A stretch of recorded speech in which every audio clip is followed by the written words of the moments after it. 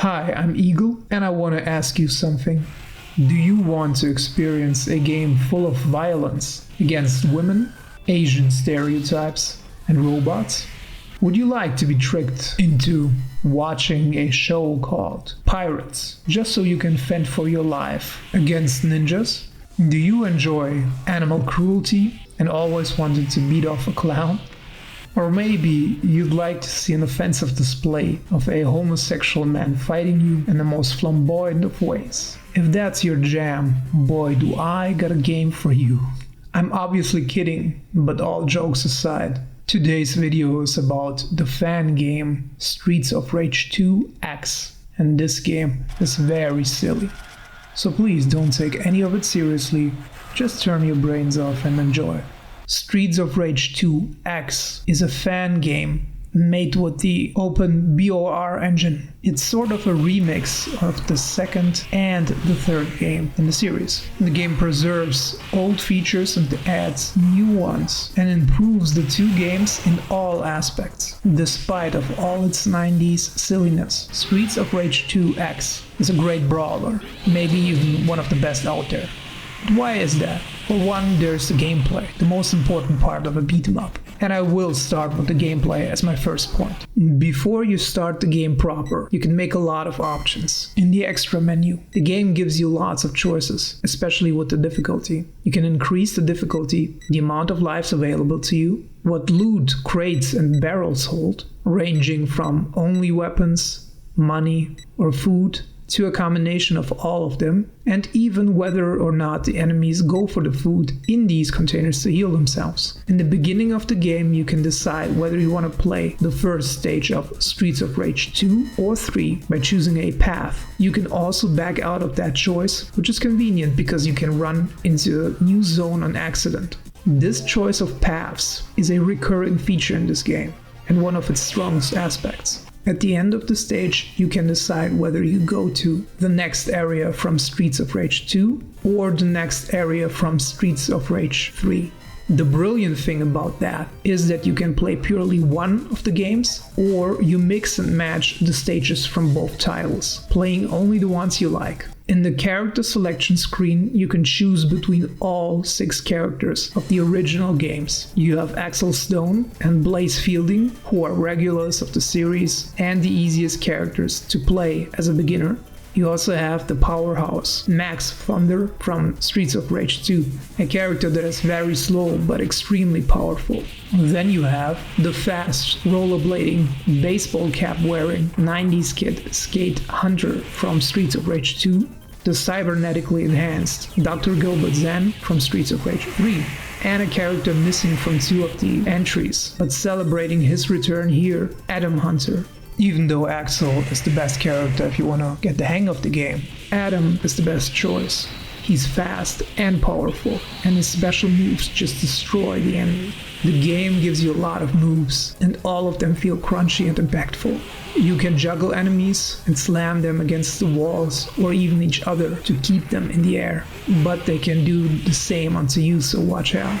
This is a feature taken from the latest game of the series, Streets of Rage 4. You can also turn off that feature and have an experience more akin to the original games. Another feature taken from the 4th installment is that the health you use to perform a special attack can be restored by stringing together a combo of normal attacks or just waiting, which takes more time.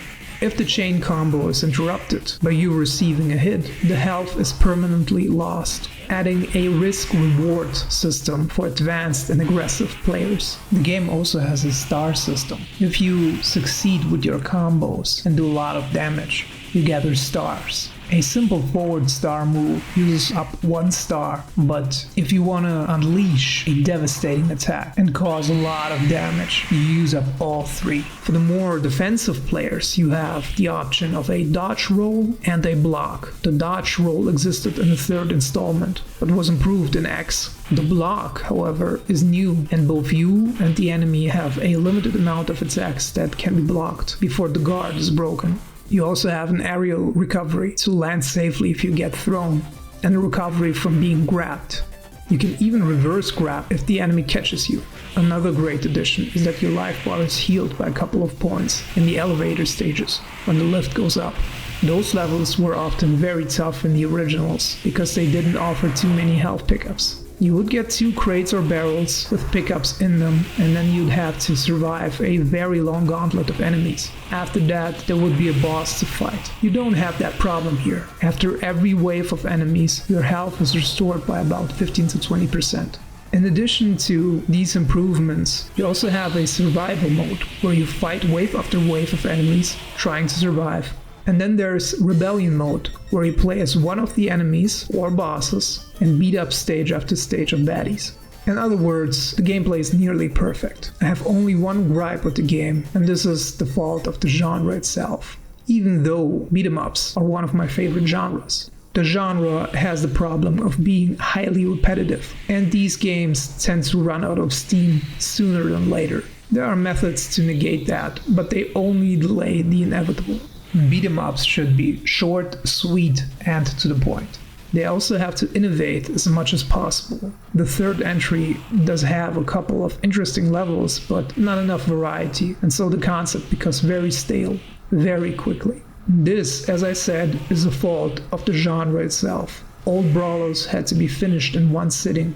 There was no saving, no checkpoint system, and no level selection screen in most titles. This aspect put aside, I'd say this game is a perfect old-school brawler, at least on a gameplay level, but let's talk about the graphics. The pixel art is great. It's using best sprites from the second and third installment and adding new and beautiful sprites to all the classic ones.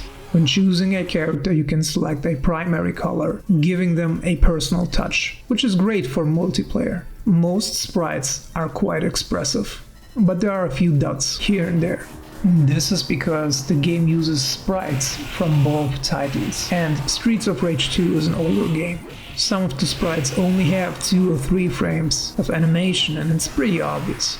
This, however, leads to very funny moments, like this huge muscular wrestler running like a ballerina, or this boxer who's probably 7 feet tall and 300 pounds in weight, but he moves with the graceful footwork of a 12-year-old girl skipping rope. I told you this game is silly and I love it. I also love the music, and this brings me to my next point, the music and sound. The sound is very crunchy, and it captures the on-screen violence perfectly.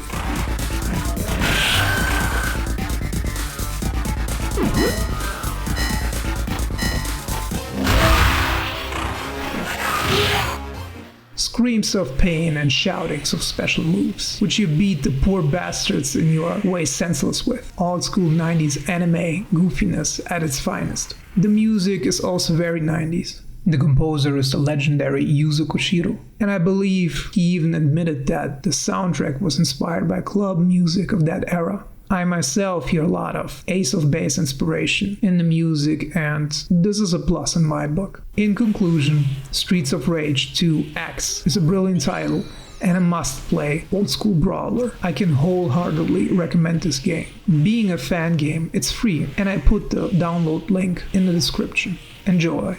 That's all from me for today. Thank you for watching, and have a great rest of your day.